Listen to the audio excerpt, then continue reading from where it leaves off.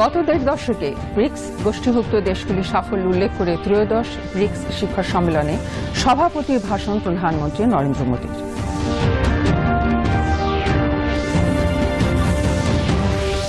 রাজস্থানে বায়ুসেনা জরুরি অবতরণ ক্ষেত্রের উদ্বোধনে প্রতিরক্ষামন্ত্রী কাজে আরও স্বচ্ছতা আনতে অসামরিক বিমান পরিবহন মন্ত্রকের ঘোষণা।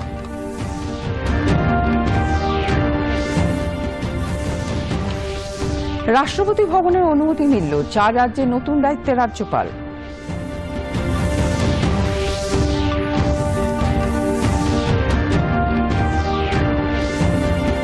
দেশ জুড়ে গণেশ চতুর্থী উদযাপন শুরু, দেশবাসীকে শুভেচ্ছা রাষ্ট্রপতি উপরাষ্ট্রপতির।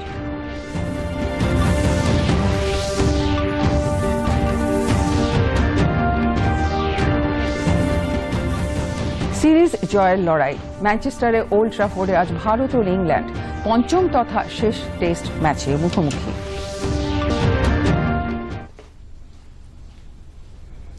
নমস্কার, আসছি বিস্তারিত সংবাদে। প্রধানমন্ত্রী নরেন্দ্র মোদী ত্রয়োদশ ব্রিক্স শিখর সম্মেলনে ভার্চুয়ালি সভাপতিত্ব করলেন। এবারের সম্মেলনের মূল ভাবনা হল ব্রিক্স অ্যাট 15, ধারাবাহিক জোটবদ্ধ ও ঐক্যমত্যের জন্য আন্তঃব্রিক্স সহযোগিতা। রাশিয়ার রাষ্ট্রপতি ভ্লাদিমির পুতিন, চীনের রাষ্ট্রপতি শি জিনপিং, দক্ষিণ আফ্রিকার রাষ্ট্রপতি সিরিল রামাফোসা ও ব্রাজিলের রাষ্ট্রপতি জায়ের বোলসোনারো এই সম্মেলনে উপস্থিত ছিলেন। ভারতকে ব্রিক্স শিখর সম্মেলনে সভাপতিত্ব করার জন্য অন্য দেশগুলি যেভাবে সহযোগিতা করেছে তার জন্য ধন্যবাদ জানিয়েছেন প্রধানমন্ত্রী। উপস্থিত প্রতিনিধিদের উদ্দেশ্যে প্রধানমন্ত্রী বলেন, গত দেড় দশক ধরে ব্রিক্স গোষ্ঠীভুক্ত দেশগুলির সাফল্যের ক্ষেত্রে ধারাবাহিকতা বজায় রয়েছে। আগামী 15 বছরে ব্রিক্সকে আরও গঠনমূলক ভূমিকা গ্রহণ করতে হবে। কোভিড অতিমারির এই সময়ও ব্রিক্সভুক্ত দেশগুলি 150টিরও বেশি বৈঠক করেছে। এর মধ্যে 20টি ছিল মন্ত্রী পর্যায়ের। ডিজিটাল হেলথ কনফারেন্সের আয়োজন করা হয়েছে। প্রযুক্তির ব্যবহারের মাধ্যমে উদ্ভাবনী পদক্ষেপ হিসেবে সকলের জন্য স্বাস্থ্যের ব্যাপারটিকে গুরুত্ব দেওয়া সম্ভব হয়েছে। প্রধানমন্ত্রী তাঁর ভাষণে গ্রিন ট্যুরিজমের বিষয়টিও উল্লেখ করেন।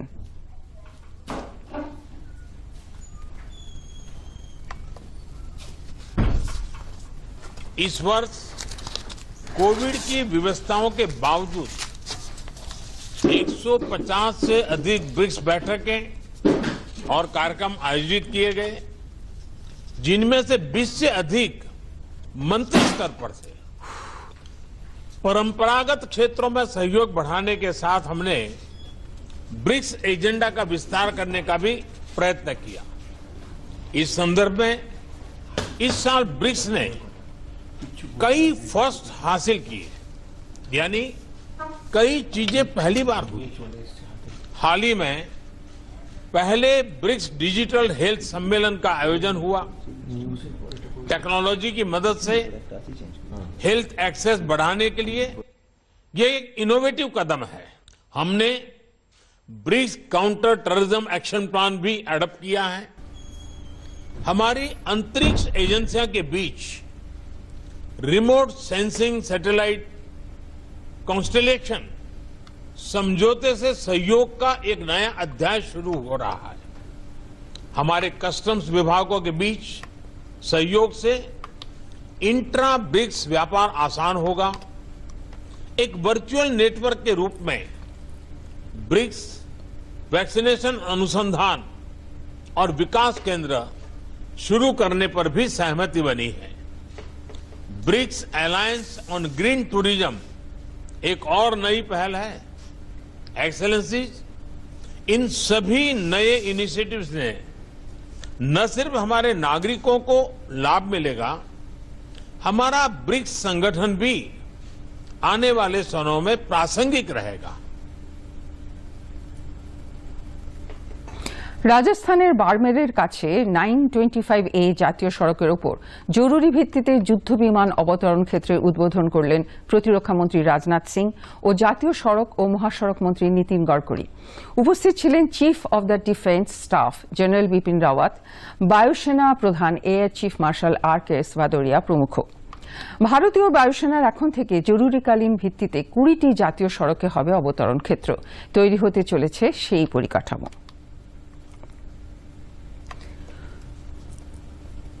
সুখোই 30 MKI যুদ্ধ বিমানের জরুরি অবতরণের মহড়া হয়। ভারতমালা পরিযোজনার আওতায় এটি নির্মাণ করা হয়েছে। প্রতিরক্ষা মন্ত্রী রাজনাথ সিং বলেছেন, দেশের ঐক্য ও সার্বভৌমত্ব রক্ষায় সরকার প্রতিশ্রুতিবদ্ধ। তিনি আরো বলেন, যে কোনো কঠিন পরিস্থিতি মোকাবিলায় প্রস্তুত ভারত। তিনি আত্মনির্ভর ভারতের পক্ষেও সওয়াল করেন। और आज जहां पर खड़े होकर हम अपना विचार व्यक्त कर रहे हैं, यह स्थान भी 1971 की विजय का यह साक्षी रहा है।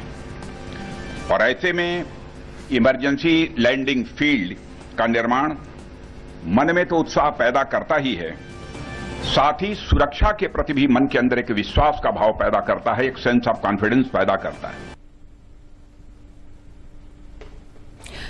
জাতীয় সড়ক ও মহাসড়ক দফতরের মন্ত্রী নীতিন গডকরি উদ্বোধনী অনুষ্ঠানে বলেন, প্রতিরক্ষা মন্ত্রক এবং জাতীয় সড়ক পরিবহন মন্ত্রক যৌথভাবে এই বিশেষ অবতরণ ক্ষেত্রটি নির্মাণ করেছে।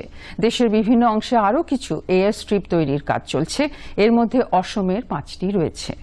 करीब 45 करोड़ की लागत से 3 किलोमीटर लंबी एयर स्ट्रिप हमने तैयार की है, जिसके बारे में अभी बताया गया है कि इसकी क्वालिटी बहुत अच्छी है, क्योंकि एयर स्ट्रिप करते समय स्वाभाविक रूप से बहुत मजबूती भी लगती है। ऑस्ट्रेलिया में हमारे भारतीय वैज्ञानिक ने जो आयरन स्लैग है, स्टील स्लैग, इसका यूज करके उन्होंने एयर स्ट्रिप बनाई है और जिसको ऑस्ट्रेलियन सरकार ने मान्यता दी है। और हमारे देश में ये स्लैग, ये वेस्ट मटेरियल है।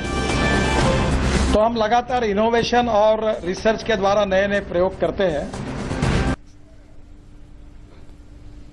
অসামরিক বিমান পরিবহন মন্ত্রী জ্যোতিরাদিত্য সিন্ধিয়া কাজে স্বচ্ছতা আনতে তার মন্ত্রকের আগামী 100 দিনের কর্মসূচি ঘোষণা করেন।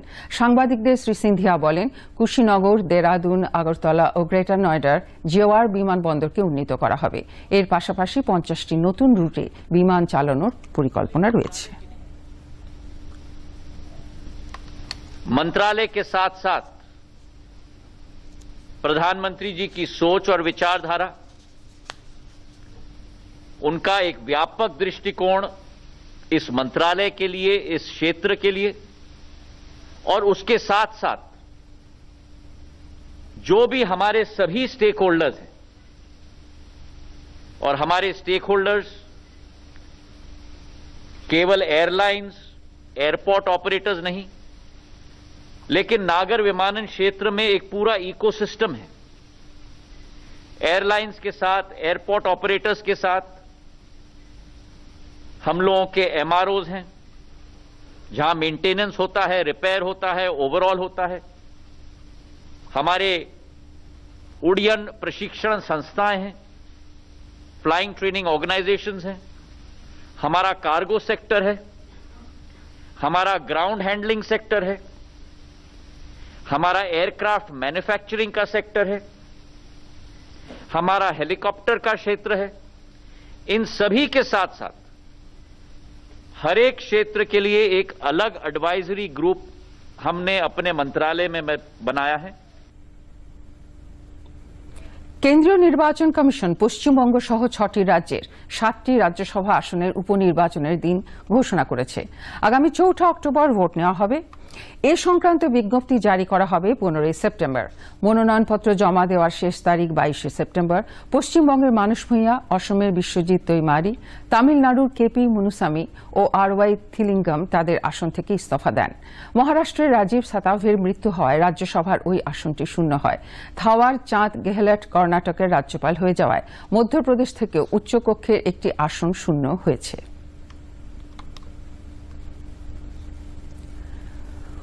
উত্তরাখণ্ডের নতুন রাজ্যপাল হলেন লেফটেন্যান্ট জেনারেল গুরমিত সিং। বেবি রানীর মৌর্যর স্থলাভিষিক্ত হলেন তিনি। ইতিমধ্যে মৌর্যের ইস্তফাপত্র গ্রহণ করেছেন রাষ্ট্রপতি। অসমের রাজ্যপাল জগদীশ মুখীকে নাগাল্যান্ডের অতিরিক্ত দায়িত্ব দেওয়া হয়েছে। নাগাল্যান্ডের বর্তমান রাজ্যপাল অবসরপ্রাপ্ত আইপিএস অফিসার আর.এন. রবি তামিলনাড়ুর নতুন দায়িত্বে।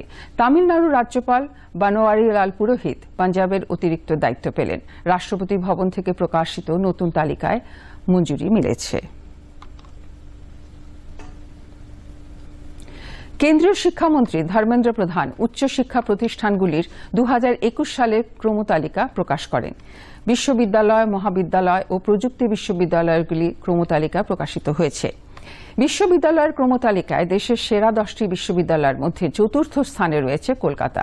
যাদবপুর বিশ্ববিদ্যালয় রয়েছে 8ম স্থানে। উল্লেখ্য, গত বছর এই তালিকায় কলকাতা বিশ্ববিদ্যালয় 10ম এবং যাদবপুর বিশ্ববিদ্যালয় 11 স্থানে ছিল। অন্যদিকে প্রযুক্তি বিশ্ববিদ্যালয়গুলির মধ্যে আইআইটি খড়গপুর 5ম স্থান দখল করেছে।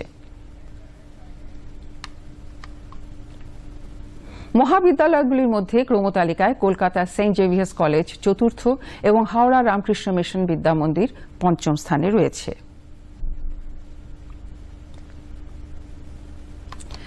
দেশে এ পর্যন্ত 72 কোটিরও বেশি ভ্যাকসিনের ডোজ দেওয়া হয়েছে। নতুন দিল্লিতে সাংবাদিকদের কেন্দ্রীয় স্বাস্থ্য সচিব রাজেশ ভূষণ বলেন, দেশের টিকাকরণে আরও জোর দেওয়া হয়েছে।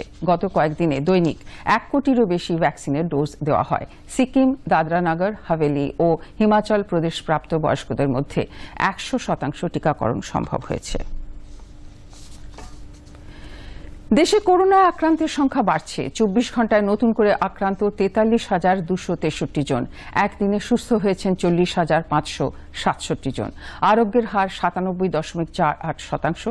বর্তমানে চিকিৎসাধীন রোগীর সংখ্যা 3,93,614 জন। 24 ঘণ্টায় মৃত্যু হয়েছে 338 জনের। সাংবাদিক সম্মেলনে স্বাস্থ্য সচিব রাজেশ ভূষণ সতর্ক করে দিয়ে বলেন, করোনার দ্বিতীয় ঢেউ এখনও দেশ থেকে বিদায় নেয়নি। সকলকে এ বিষয়ে সতর্ক থাকতে হবে। have been reported in the last 24 hours. उनमें से लगभग 32,000 से कुछ अधिक केसेस केरला से रिपोर्ट हुए। अगर वीकली भी देखें तो almost 68% of total cases in the last week have been reported from রাজ্যে নতুন করে করোনা আক্রান্ত হয়েছেন 724 জন। স্বাস্থ্য দফতরের প্রকাশিত বুলেটিনে জানানো হয়েছে, একই সময় সুস্থ হয়ে ওঠা ব্যক্তির সংখ্যা 758। মৃত্যু হয়েছে 8 জনের। বর্তমানে চিকিৎসাধীন 8,246 জন। আরোগ্যের হার বেড়ে দাঁড়িয়েছে 98.28%। আক্রান্তের সংখ্যা শীর্ষে রয়েছে কলকাতা। 118 জনের শরীরে রোগের উপসর্গ ধরা পড়েছে। কাঁকুরগাছিতে নিহত বিজেপি কর্মী অভিজিৎ সরকারের দেহ 4 মাস পরে হাসপাতাল থেকে গতকাল তার বাড়িতে আনা হলে শোকের ছায়া নেমে আসে। গত 2রা মে নির্বাচনের ফল প্রকাশের দিন অভিজিৎকে দুষ্কৃতীরা বেধড়ক মারধর করে। এর ফলে তার মৃত্যু হয়। আদালতের অনুমতি নিয়েই এনআরএস হাসপাতাল থেকে দেহ নেন অভিজিতের দাদা। উপস্থিত ছিলেন বিজেপি সাংসদ অর্জুন সিং, সজল ঘোষ, প্রিয়াঙ্কা টিবরেওয়াল প্রমুখ। দেহ হস্তান্তরে দেরি নিয়ে পুলিশের সঙ্গে তাঁদের বচসা হয়। এক বিজেপি নেতা সিভিক ভলেন্টিয়ারকে চড় মারে বলে অভিযোগ। অন্যদিকে বিশ্বজিতের অভিযোগ, দেহ যথাযথভাবে সংরক্ষণ করা হয়নি। এনআরএস মেডিকেল কলেজ থেকে রাজ্য বিজেপি সদর কার্যালয়ে দেহ নিয়ে যাওয়া হয়। নিহত বিজেপি কর্মীর প্রতি শেষ শ্রদ্ধা জানালেন রাজ্য বিজেপি সভাপতি সাংসদ দিলীপ ঘোষ, রাহুল সিনহা, সায়ন্তন বসু প্রমুখ নেতৃবৃন্দ। হাসপাতালে অভিজিতের দেহ হস্তান্তরকে কেন্দ্র করে বচসা ও ধস্তাধস্তির সময় এক বিজেপি কর্মী সিভিক ভলেন্টিয়ারকে চড় মারার ঘটনায় মন্তব্য করতে গিয়ে বিজেপি রাজ্য সভাপতি দিলীপ ঘোষ বলেন, এর মধ্যে তিনি অন্যায় কিছু দেখছেন না। পুলিশ অমানবিক আচরণ করেছে। কিন্তু যদি আমাদের সে একজন এমএলএ ক্যান্ডিডেট, তার সঙ্গে পুলিশ যদি দুর্ব্যবহার করে, তাকে তুই তোকারি করে, তারও প্রতিবাদ করার অধিকার আছে। পুলিশ টিএমসির ক্যাডার যদি হয়ে যায়। সিভিক ভলেন্টিয়ারকে চড় মারা নিয়ে সাংবাদিকদের প্রশ্নের উত্তরে রাজ্যের মন্ত্রী ফিরহাদ হাকিম বলেন, একজন মানুষের ব্যবহারই তার পরিচয়। এই ঘটনা থেকে বোঝা যায় বিজেপি যদি ক্ষমতায় আসতো তাহলে তারা কি করত। সেটা আপনার ব্যবহার, আপনার পরিচয়। অর্থাৎ যদি বিজেপি আসতো, কত অফিসার চড় খেত, কত অফিসার গালাগালি খেত। ভাগ্যিস আসেনি, তাই আর কি করে চড় খেতে হয়েছে একটা নেতাকে দিয়ে, এবং সেটা আবার পার্টির প্রধান সেটাকে সমর্থন করছে। এটা আমরা কিছু বলবো না, মানুষ বুঝতে পারছে যে কাদের হাত থেকে বেঁচেছে বাংলা। মুখ্যমন্ত্রী মমতা বন্দ্যোপাধ্যায়ের নির্বাচনী কেন্দ্র ভবানীপুর এখন সকল আলোচনার কেন্দ্রবিন্দুতে। আজ ওই কেন্দ্রে মনোনয়ন দাখিল করার কথা মুখ্যমন্ত্রীর। কংগ্রেস প্রার্থী দেয়নি এই কেন্দ্রে, বামফ্রন্টের প্রার্থী রয়েছে। এদিকে শীঘ্রই বিজেপি শীর্ষ নেতৃত্ব ওই কেন্দ্রে প্রার্থী ঘোষণা করবে। বিজেপি রাজ্য সভাপতি দিলীপ ঘোষ ভবানীপুর কেন্দ্র সম্পর্কে মন্তব্য করতে গিয়ে বলেন, মমতা বন্দ্যোপাধ্যায় নন্দীগ্রামের পরাজয়ের কথা ভুলে গেছেন, তাই ভবানীপুর থেকে 24-এ শুরু বলে স্লোগান তুলেছেন। তো তাড়াতাড়ি নন্দীগ্রাম ভুলে গেলেন, আবার শুরু হবে ভবানীপুর থেকে। শুরু তো হয়েছিল, পালিয়ে গেছিলেন কেন? বুঝিয়ে দিয়েছে মেদিনীপুরের লোক কার দম কতটা। সেজন্য যদি নন্দীগ্রামে হতে পারে, ভবানীপুরও হতে পারে। ভারতীয় জনতা পার্টির সর্বভারতীয় পার্টি, তার একটা নীতি রীতি পদ্ধতি আছে, সিস্টেম আছে, সে অনুযায়ী এগোয়। দেরি হোক আগে হোক কিছু নাই, পার্টির নির্বাচন প্রচারে নেমে পড়েছে। ডিক্লেয়ার যে ভবানীপুর কেন্দ্রের উপনির্বাচন প্রসঙ্গে মন্ত্রী ফিরহাদ হাকিম জানিয়েছেন, এই কেন্দ্র মমতা বন্দ্যোপাধ্যায়ের নিজস্ব, সেখান থেকে বিপুল ভোটে জয়যুক্ত হবেন তিনি। এটা সবাই জানে, ভবানীপুর নির্বাচনে মুখ্যমন্ত্রীর কেন্দ্র এবং ভবানীপুর নির্বাচনের ফল সবাই জানে। ভবানীপুরের মানুষ উগ্রীব হয়ে রয়েছে কবে 30 তারিখে মুখ্যমন্ত্রীকে ভোট দেন। সুতরাং যে দাঁড়াবে নিজেকে হাস্যস্কর করতে নিশ্চয়ই মানুষ চায়। উত্তর 24 পরগনার কামারহাটির ডায়রিয়া পরিস্থিতি এখন অনেকটাই নিয়ন্ত্রণে রয়েছে। তবে সেখানকার 1 থেকে 7 নম্বর ওয়ার্ডে মূলত আক্রান্তের খবর মিলেছে। পুরসভার পক্ষ থেকে জল জীবাণুমুক্ত করার উদ্যোগ নেওয়ার পাশাপাশি স্বাস্থ্যকর্মীরা বাড়ি বাড়ি গিয়ে অবস্থার সরেজমিনে পর্যবেক্ষণ করছেন। দেওয়া হচ্ছে হ্যালোজেন ট্যাবলেট, ORS। ডায়রিয়া মোকাবিলায় স্বাস্থ্য দফতরের নির্দেশাবলী বাংলা, ইংরেজি, হিন্দি ও উর্দু ভাষায় বাড়ি বাড়ি দেওয়া হবে। বর্তমান পরিস্থিতি খতিয়ে দেখতে রাজ্যের জনস্বাস্থ্য বিভাগের যুগ্ম স্বাস্থ্য অধিকর্তা দীপঙ্কর মাঝির নেতৃত্বে স্বাস্থ্য দফতরের 6 সদস্যের এক প্রতিনিধি দল সাগর দত্ত হাসপাতালে গিয়ে পরিস্থিতি দেখার পর বৈঠক করেন। দীপঙ্কর মাঝি সাংবাদিকদের বলেন, জলের নমুনা পরীক্ষার রিপোর্ট না আসা পর্যন্ত ডায়রিয়ার কারণ বলা সম্ভব নয়।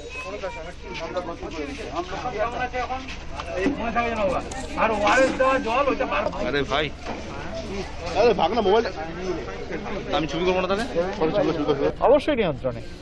কতজন আজকে সেগুলো লোকাল প্রশাসন বলবেন। লোকাল প্রশাসন এই সমস্ত কত আক্রান্ত, কত মৃত্যু সেগুলো বলবেন। হয়েছে বলে এখনো জানতে পারছেন আপনারা?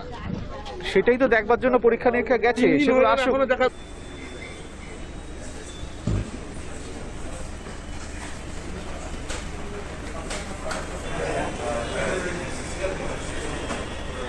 না, আপাতত আমাদের যা খাবার রয়েছে, 2টো লোক এখানে মারা যায় আপাতত যা খাবার রয়েছে। একটি শিশু এবং একটি না সেটা দুজনই অ্যাডাল্ট, দুটোই মানে আমার পুরো শিশুকেও মারা যায়। মানে ভর্তি আছে এখনো প্রায় 120 ওরকমই লোক এখন ভর্তি আছে। জেলা শাসক সুবিদ গুপ্তা সাংবাদিকদের বলেন, ডায়রিয়ায় আক্রান্ত হয়ে 2 জন মারা গিয়েছেন। 124 জন বর্তমানে সাগর দত্ত হাসপাতালে চিকিৎসাধীন। চিকিৎসকের অভাবে ব্যাপক সমস্যায় পড়েছেন পুরুলিয়ার মানবাজার ব্লকের পায়রাচালি এলাকার মানুষ। এখানকার প্রাথমিক স্বাস্থ্য কেন্দ্রটিতে গত 2 মাস ধরে নেই কোনো চিকিৎসক। স্থানীয়রা দ্রুত চিকিৎসক নিয়োগের দাবি তুলেছেন। পুরুলিয়া জেলার মানবাজার মহকুমার এক প্রত্যন্ত এলাকা পায়রাচালি। এখানকার উপস্বাস্থ্য কেন্দ্রটিতে গত প্রায় 2 মাস ধরে নেই চিকিৎসক। এজন্য স্বাস্থ্য পরিষেবা মারাত্মকভাবে ব্যাহত হচ্ছে বলে অভিযোগ স্থানীয়দের। আদিবাসী অধ্যুষিত এই এলাকায় বহু গ্রাম এই হাসপাতালটির ওপর নির্ভরশীল।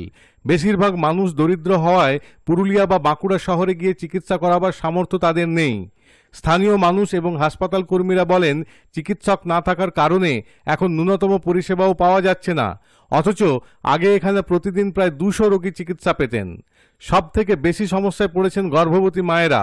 তাদের স্বাস্থ্য পরীক্ষার সাথে সাথে হাসপাতালে প্রসব করানো সম্ভব হচ্ছে না। সবাই সমস্যা হচ্ছে আমাদের, মানে এখানে অনেক দূরে হসপিটাল, সেখানেও যেতে পারছি না। আর এদিকে বাঁকুড়া, এদিকে মানবাজার, এদিকে পুরুলিয়া, সামনে আমাদের আশেপাশে ডাক্তার ছিল, সে তো মারা গেছে। ও মারা যাওয়ার পর থেকে আমাদের খুবই সমস্যা। ডেলিভারি কিংবা এমার্জেন্সি কি চাইছো তোমরা এখন? আমরা যাতে তাড়াতাড়ি ডাক্তারবাবু এখানে এলে আরো ভালো হবে। এখানে ডাক্তারবাবু থাকাকালীন 200 পার হয়ে যেত পেশেন্টে, এখন কিন্তু সেটা অনেক কমে গেছে, প্রায় 40-42 এইরকম পেশেন্ট হচ্ছে। পেশেন্টের সংখ্যা কমে গেছে আগের থেকে অনেক কম। এখন আমরা চাইছি যত তাড়াতাড়ি সম্ভব ডাক্তারবাবু এখানে পোস্টিং করুক, কারণ আমরা ডাক্তারবিহীন অবস্থাতে আমাদের খুবই অসুবিধা হচ্ছে। গ্রামীণ মানুষ যাতে অবিলম্বে সম্পূর্ণ স্বাস্থ্য পরিষেবা পান তার জন্য স্বাস্থ্য দপ্তর সচেষ্ট রয়েছে বলে জানান মানবাজার 1 নম্বর ব্লকের স্বাস্থ্য আধিকারিক ডক্টর গৌতম সোরেন। তিনি বলেন, সমস্যার কথা উচ্চপদস্থ স্বাস্থ্য আধিকারিকদের জানানো হয়েছে। অসুবিধা একটা হচ্ছে, কিন্তু আমাদের এখান থেকে যা ডাক্তারের অবস্থা, মানবাজার ব্লকে এত বড় একটা গ্রামীণ হসপিটাল, তো সেখানে এখন এই মুহূর্তে এখান থেকে খুব একটা করা সম্ভব হচ্ছে না। কোভিড পরিস্থিতি, এতগুলো প্রোগ্রাম চলছে। আমরা দেখছি যদি সেরকম কোনো না হয় খুব মধ্যে, তাহলে আমরা হয়তো এখান থেকে কিছু ব্যবস্থা করবো আর কি, যাতে একটা রোগীদের কিছু সহায়তা হয়। ক্যামেরায় জয়ন্ত দত্তের সঙ্গে অনির্বাণ বন্দ্যোপাধ্যায়, দূরদর্শন সংবাদ, পুরুলিয়া। কেন্দ্রীয় মন্ত্রিসভা বস্ত্র শিল্প ক্ষেত্রের নির্দিষ্ট অংশের জন্য উৎপাদন ভিত্তিক উৎসাহ ভাতার প্রস্তাবে অনুমোদন দিয়েছে। 5 বছরে 10,683 কোটি টাকা বরাদ্দ করা হবে এই খাতে। কেন্দ্রের এই সিদ্ধান্তকে স্বাগত জানালো কলকাতায় বস্ত্র শিল্পের সঙ্গে যুক্ত শিল্পপতিরা। ভারতের অন্যতম টেক্সটাইল উদ্যোগপতি অনিল বুচাসিয়া জানান, কেন্দ্রের এই নতুন প্রকল্পের ফলে প্রভূত উন্নতি হবে এই ক্ষেত্রে। আগামী দিনে বস্ত্রশিল্পকে আলোর দিশা দেখাতে পারে বলে তিনি আশা প্রকাশ করেন। আমি সবাইকে বলবো, it is a very encouraging scheme. আপনারা সবাই এর বেনিফিট পাবেন। এই স্কিমে মেইনলি আছে ম্যানমেড ফিলামেন্ট, তার প্রোডাকশনটা, যা তার র মেটেরিয়াল যে এখন চায়না থেকে ইম্পোর্ট হয়, বিভিন্ন কান্ট্রি থেকে ইম্পোর্ট হয়, তার সাবস্টিটিউশন হবে। আর এখানে তো অনেক বড় ব্যবসায় আছে গার্মেন্টিংয়ের। এখানেও গার্মেন্টিংয়ের ডোমেস্টিক মার্কেটের জন্য হচ্ছে আর এক্সপোর্টের জন্য হচ্ছে। এক্সপোর্টের জন্য ওয়ার্কওয়্যার হচ্ছে। Calcutta is the biggest centre for workwear, and ওয়ার্কওয়্যারে আমরা অনেক রকমের টেকনিক্যাল টেক্সটাইলস ইউজ করি আর ম্যানমেড ফিলামেন্টটা ইউজ করি। আর ডোমেস্টিক মার্কেটের ক্ষেত্রেও অনেক ম্যানমেড ফিলামেন্ট ইউজ করা হয়, the fabric for which is being imported from China. তো এটা this will substitute the fabric, এটা কস্ট অফ প্রোডাকশন চিপ হবে।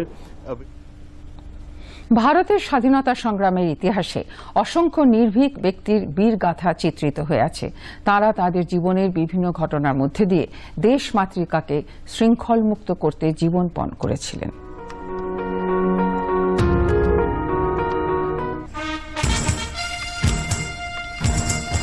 স্বাধীনতা সংগ্রামী ও বিপ্লবী অর্জুনলাল শেঠি 1880 সালের 9 সেপ্টেম্বর আজকের দিনে জয়পুরে জন্মগ্রহণ করেন।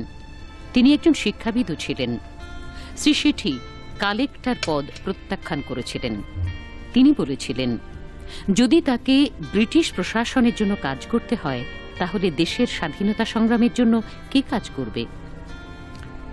1907 সালে বর্ধমান জৈন বিদ্যালয় প্রতিষ্ঠা করেন তিনি। ওই প্রতিষ্ঠান স্বাধীনতা সংগ্রামীদের গুরুত্বপূর্ণ কেন্দ্র হয়ে ওঠে। রাসবিহারী বসু তাঁকে রাজস্থানে সশস্ত্র বিপ্লবের দায়িত্ব প্রদান করেন। হার্ডিঞ্জের উপর হামলা তাঁরই মস্তিষ্ক প্রসূত। ইন্দোরের কল্যাণমাল মহাবিদ্যালয়ের প্রধান শিক্ষক থাকাকালীন তাঁকে গ্রেপ্তার করা হয়েছিল এবং 1922 সাল পর্যন্ত 6 বছরের জন্য তাঁর জেল হেফাজত হয়। 1923 সালে গুরুতর অসুস্থ হয়ে পড়েন তাঁর ছেলে প্রকাশ। যোধপুরে অবিলম্বে আসার জন্য একটি টেলিগ্রাম পান অর্জুনলাল।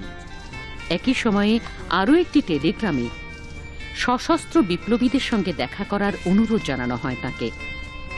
অসুস্থ ছেলেকে দেখতে যাওয়ার পরিবর্তে বৈঠকে যাওয়ার সিদ্ধান্ত নেন তিনি।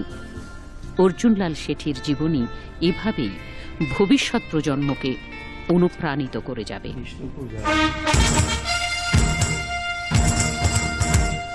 1943 সালের 9 সেপ্টেম্বর আজকের দিনে ব্রিটিশ সাম্রাজ্যবাদের বিরুদ্ধে বিদ্রোহ ঘোষণা করায় ফাঁসি দেওয়া হয়েছিল ভারত মাতার 4 বীর সন্তানকে। 1942 সালে ব্রিটিশদের কাছ থেকে এশিয়ার দক্ষিণ পূর্বাঞ্চল দখলে নিয়েছিল জাপানি বাহিনী। সেই সময় ভারতের ইন্ডিয়ান ইন্ডিপেন্ডেন্স লীগ ও ইন্ডিয়ান ন্যাশনাল আর্মি তরুণ ভারতীয়দের নিয়োগ করার সিদ্ধান্ত নেয় জাপানের সাহায্যে ভারতকে ব্রিটিশ শাসন থেকে মুক্ত করার জন্য। 1942 সালের শেষে পরিষদের 20 জন প্রশিক্ষিত যুবক ভারতে প্রবেশ করে। প্রবেশের পরই সকলকে গ্রেপ্তার করা হয়েছিল। রাজার বিরুদ্ধে যুদ্ধ করার জন্য 4 জনকে মৃত্যুদণ্ড দেওয়া হয়েছিল। ভারত মাতার এই 4 বীর সন্তান হলেন ত্রিবাঙ্করের আব্দুল কাদের, ত্রিপুরার সত্যেন্দ্র চন্দ্র বর্ধন, কেরলের আনন্দন এবং পাঞ্জাবের ফৌজি সিং।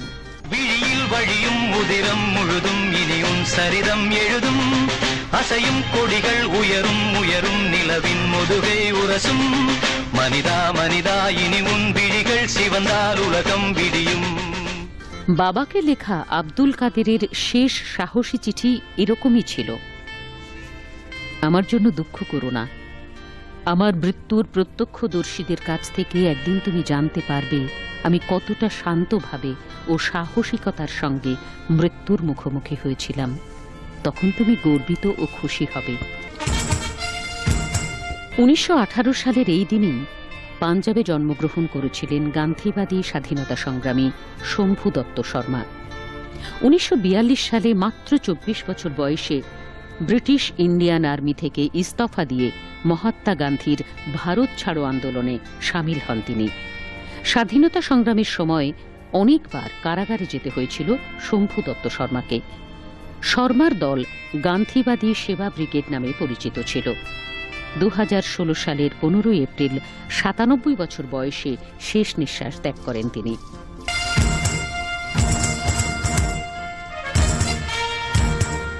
(1920 সালে আলিগড়ের মোহামেডান অ্যাংলো ওরিয়েন্টাল কলেজের নাম পরিবর্তিত হয়ে আলিগড় মুসলিম বিশ্ববিদ্যালয় নামে আত্মপ্রকাশ করে। তাই আজকের দিনটি আলিগড় মুসলিম বিশ্ববিদ্যালয়ের ইতিহাসে অত্যন্ত তাৎপর্যপূর্ণ একটি দিন।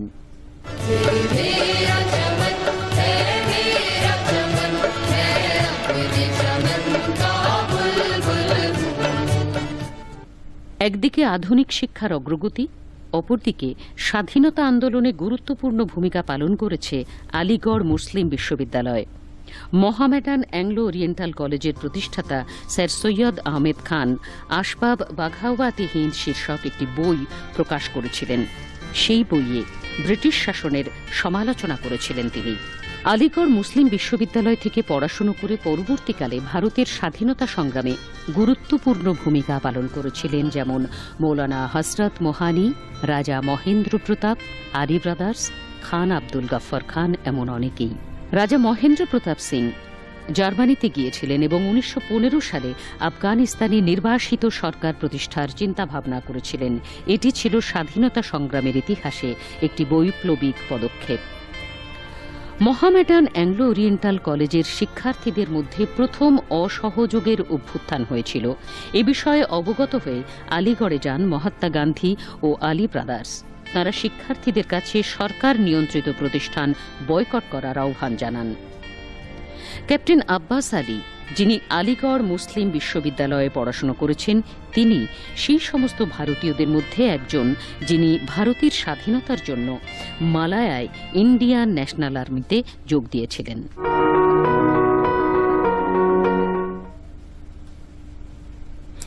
দার্জিলিং চা খুবই স্পেশাল। বেশিরভাগ মানুষের কাছে দার্জিলিং চায়ের কদরই আলাদা। এর রং, স্বাদ সবই অসাধারণ। অনেক সময় আমরা বিভিন্ন নামী চায়ের দোকান থেকে দার্জিলিং চা কিনে আনি ঠিকই, কিন্তু সেই চায়ের গুণমান অনেক সময় খুশি করতে পারে না। আর চা প্রেমিকদের এই মনের কথা বুঝতে পেরে কলকাতার 2 তরুণ এক অভিনব স্টার্ট আপ শুরু করেছে। স্পর্শ আগরওয়াল ও শান কানৌরিয়া ছোটবেলার বন্ধু। কাজের প্রয়োজনে দার্জিলিং যাতায়াতের সূত্রে তাদের মাথায় এক নতুন আইডিয়া তৈরি হয়। বিভিন্ন চা বাগানে গিয়ে সেখানে শ্রমিকদের সঙ্গে কথাবার্তার মধ্যে দিয়ে চিনতে শুরু করে দার্জিলিং এর চাকে। বেশ কিছুদিন এ বিষয়ে গবেষণা চালাবার পর এবার ব্যবসায়িক পরিকল্পনা তৈরি হয়। স্থির হয় বাজারের বিভিন্ন দোকানে চা বিক্রি না করে তারা সরাসরি ক্রেতার কাছে পৌঁছে যাবেন। নির্দিষ্ট অর্থের বিনিময়ে তাদের কাছে দার্জিলিংয়ের চা হাজির হয়ে যাবে। 1 বছরে 2000 টাকা জমা দিয়ে বা সাবস্ক্রিপশন করে 4 বার 250 গ্রাম চা পাঠানো হচ্ছে। কিস্তিতে টাকা দেওয়ার সুবিধে রয়েছে। স্পর্শ আগরওয়াল দূরদর্শনকে জানালেন, বিভিন্ন ঋতু অনুযায়ী দার্জিলিং চায়ের রং ও স্বাদে পরিবর্তন আসে। সাবস্ক্রিপশন মডেলের সুবিধে হল গ্রাহকরা প্রতিটি মরশুমে তাজা চায়ের তৃপ্তি পাবেন। এখনো পর্যন্ত 500-এরও বেশি মানুষ তাদের ক্রেতা। সারা দেশে স্পর্শ আর ঈশান ওয়েবসাইটের মাধ্যমে মার্কেটিং করছে। 1000 একর জমিতে এখন স্পর্শ আগরওয়ালের চা বাগান রয়েছে। 300-এরও বেশি শ্রমিক সেখানে কাজ করে। বহু মানুষের কর্মসংস্থানের পাশাপাশি চা প্রেমিকরা পাচ্ছেন আসল দার্জিলিং চায়ের স্বাদ, গন্ধ। স্পর্শ আর ঈশানের স্টার্ট আপের মাধ্যমে এখন বাড়িতে বসেই সবসময় সরাসরি পাওয়া সম্ভব दार्जिलिंग चा। दार्जिलिंग की एक और खूबी ये भी है कि जैसे ही यहाँ पे मौसम बदलता है, वैसे ही मौसम के बदलने के साथ साथ चाय का रंग, चाय का सुगंध और चाय का टेस्ट भी बदलता है। तो यहाँ पे जो 4 मौसम होते हैं, जिसे हम लोग यहाँ पे बोलते हैं स्प्रिंग, समर, मॉनसून और ऑटम, हर मौसम में एक अलग टाइप का चाय बनाते हैं। और हमारे सब्सक्रिप्शन में जो कस्टमर हमारा सब्सक्रिप्शन खरीदता है, वो हमें साल का 2000 रुपया देगा। और वो 2000 रुपये में हम लोग उनको हर 3 महीने 250 ग्राम उस मौसम का फ्रेश चाय भेजते हैं। 250 ग्राम से 100 कप चाय बनता है, जो 3 महीने के लिए एक कस्टमर के लिए इनफ होता है। साल भर में 1 केजी पूरा दार्जिलिंग का चाय उन्हें मिलता रहेगा उनके घर में। ये जो आपको हमारे पीछे दिख रहा है चाय बागान, यहां से डायरेक्टली। গণেশ চতুর্থী আজ। করোনা বিধিকে অগ্রাধিকার দেওয়া হচ্ছে। আগামী 10 দিন ধরে চলবে এই মহোৎসব। দেশ জুড়ে নানা অনুষ্ঠানের মাধ্যমে আজ থেকে গণেশ চতুর্থী উপলক্ষে শুরু হয়েছে অনুষ্ঠান।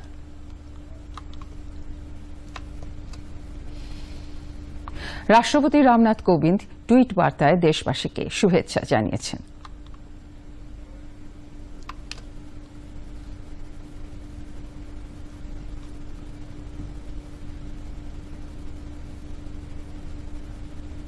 উপরাষ্ট্রপতি এম ভেঙ্কাইয়া নাইডুও শুভেচ্ছা বার্তা দিয়েছেন।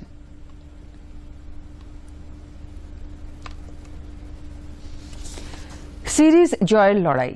ম্যানচেস্টারের ওল্ড ট্র্যাফোর্ডে আজ ভারত ও ইংল্যান্ড পঞ্চম তথা শেষ টেস্ট ম্যাচে মুখোমুখি।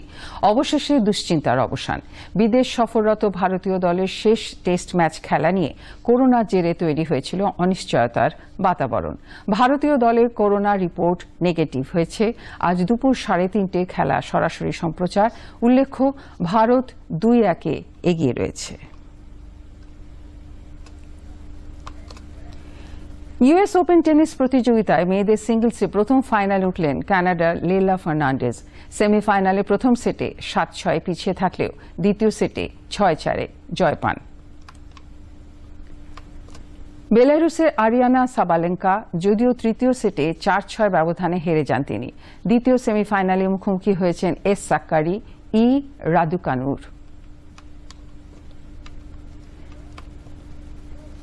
শেষ করার আগে শীর্ষ সংবাদ আরো একবার।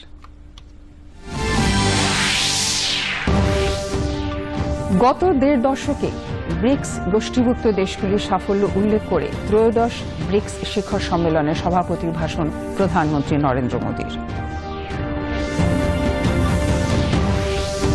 রাজস্থানে বায়ুসেনা জরুরি অবতরণ ক্ষেত্রের উদ্বোধনে প্রতিরক্ষামন্ত্রী কাজে আরও স্বচ্ছতা আনতে অসামরিক বিমান পরিবহন মন্ত্রকের ঘোষণা।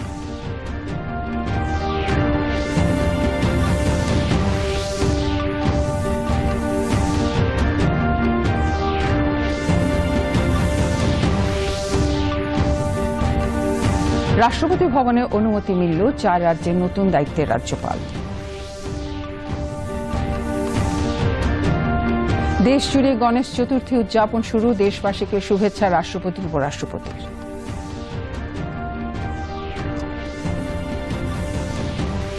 সিরিজ জয়ের লড়াই। ম্যানচেস্টারে ওল্ড ট্রাফোর্ডে আজ ভারত ও ইংল্যান্ড পঞ্চম তথা শেষ টেস্ট ম্যাচে মুখোমুখি। সংবাদ এখন এই পর্যন্ত। এরপর সকাল 11টায় 5 মিনিটে 15টি খবরের ঝলক। আরও খবর জানতে ফলো করুন আমাদের Twitter account DD Bangla news. এখন সবকটি খবর দেখা যায় ডিডি বাংলা নিউজ ইউটিউব চ্যানেলে সরাসরি। নমস্কার।